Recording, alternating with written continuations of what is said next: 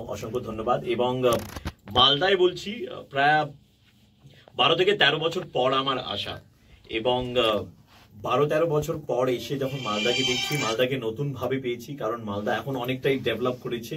এবং কৃষ্ণেন্দু নারায়ণ চৌধুরী স্যার, ওনার সঙ্গে আলাপ হলো। ওনাকে আমি বললাম যে হয়তো ওনার মনে নেই, কিন্তু আজ থেকে 12 থেকে 13 বছর আগে ওনার সঙ্গে আমার একবার কথা হয়েছিল, ওনার বাড়িতে বসে ছোট একটা আড্ডা হয়েছিল।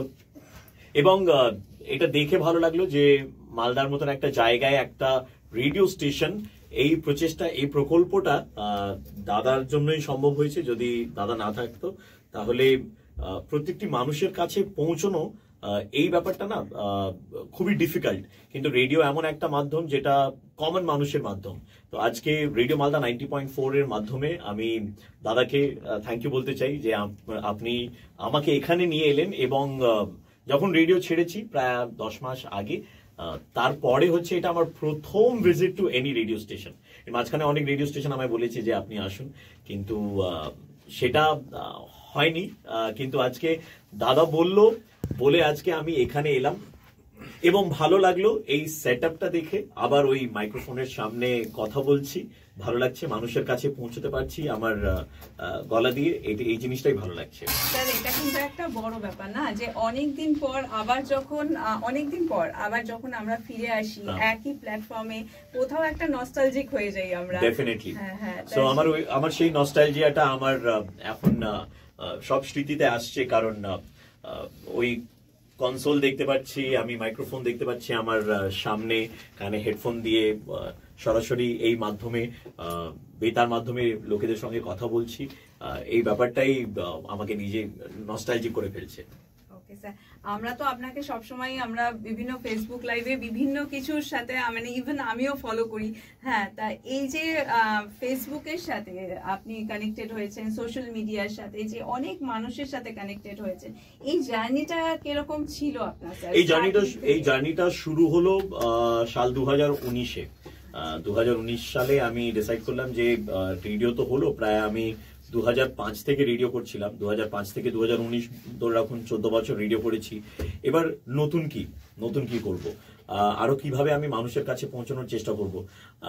আমার রেডিও স্টেশন যেখানে আমি চাকরি করছিলাম, সেখানে রেডিও রিচ হচ্ছিল 180 কিলোমিটার রেডিয়াস, 180 কিলোমিটার। কিন্তু আমি চাইছিলাম যে তার চেয়ে বেশি মানুষের কাছে পৌঁছাই। So the only medium at that point of time ছিল ডিজিটাল। তো আমরা ওই ডিজিটালে কমেডি এবং ফানি ভিডিও বানাতে শুরু করি, এবং আমরা আমাদের ওই রেডিও স্টেশনের কমেডি অ্যাটমসফিয়ারটা লোকেদের কাছে পৌঁছানো শুরু করলাম, এবং মানুষের সেটা ভালো লেগেছে। মানে একটা রেডিও স্টেশন এরকমও হতে পারে, বা একটা অফিসে মজা করে কাজও করা যেতে পারে, ঠিক আছে, এই মেসেজটা দেওয়ার আমরা চেষ্টা করছিলাম। তার ফলে কি হয়েছে, লোকেদের ওটা ভালো লেগেছে, এবং ওখান থেকে শুরু আমাদের ডিজিটাল জার্নি। অ্যান্ড ডিজিটাল জার্নিটা এমন হলো যে 2023 সালে এসে, তারপরে যখন 18-19 বছর হয়ে গেছিল রেডিও মাধ্যমের সঙ্গে 18-19 বছর হয়ে গেছিল, আমি ভাবলাম যে এবার অন্য কিছু করি।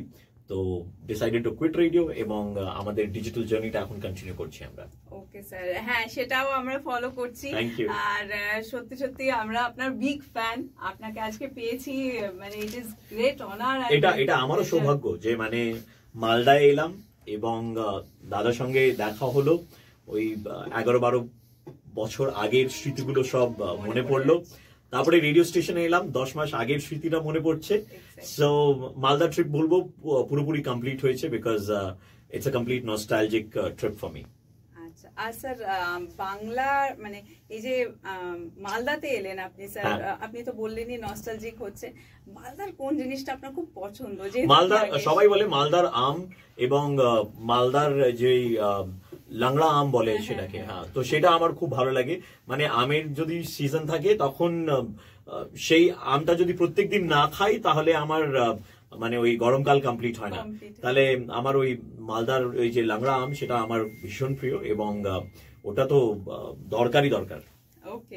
এবং শুনে রেখেছি যে এখানে গুড়ের রসগোল্লা খুব ভালো। হ্যাঁ স্যার, মিষ্টি খুব ভালো। মানে এখন যেটা আমাদের অনেক জায়গায় হয়ে গেছে স্পঞ্জি রসগোল্লা, সেটা কিন্তু মালদায় এখনো হয়নি, এবং এখনো এখানে আপনি রসগোল্লাটা যে খাবেন, সেটা এখনো সেই আগের মতো সেই টেস্ট আপনি এখনো পাবেন। তাছাড়া আরেকটা জিনিস রসকদম্ব, যেটা হ্যাঁ কিছু এরকমই কিছু একটা নাম বললো, যে বললো যে ওটা বাংলাদেশের বাংলাদেশ ইন্ডিয়া বাংলাদেশ যখন এক ছিল ওখান থেকে ওই নামটা কি একটা এসছে, মিষ্টির নাম, মিষ্টির নাম, উপরে আপনার কদম ফুলের মতো, ওটা কনসার্ট, কনসার্ট, কনসার্ট, হ্যাঁ এই মিষ্টির নামটা শুনলাম, তো এটা আমার টেস্ট করার ইচ্ছে আছে। আচ্ছা আচ্ছা, অবশ্যই স্যার আপনি টেস্ট করবেন, আর আপনি ভালো থাকুন, আপনার married life, newly married life, সেটা ভীষণ ভালো থাকুন। আমি স্যার আপনাকে ভীষণ ফলো করি, আমি দেখছি আপনি তো সবই ফলো করে রেখেছেন। আচ্ছা এখন তো আমের সিজন নাই, কিন্তু আমের সিজন এলে আর যে প্রবীণের কাছে আমাদের আম যাবে। থ্যাংক ইউ, অবশ্যই একবার আসুন, আমি নিশ্চয়ই আসবো। আমি শুনেছি যে এখানে Malda district police next week river bank, Mahananda river bank clean করার একটা উদ্যোগ নিয়েছেন। আমার কাছে যদি সময় হয় তাহলে নিশ্চয়ই আমি আবার ফিরে আসার চেষ্টা করব, যাতে এসে আমরা ওই জিনিসটাকে যদি হয় তাহলে মালদা আবার ফিরে আসবো। Okay okay sir, thank you so much. আর সবাই নিশ্চয়ই এই যে কনভারসেশনটা হলো সেটাকে খুব উপভোগ করলেন, আর সবাইকেই বলবো যে সঙ্গে থাকুন, শুনতে থাকুন রেডিও মালদা 90.4 FM, উত্তরের গান, উত্তরের প্রাণ।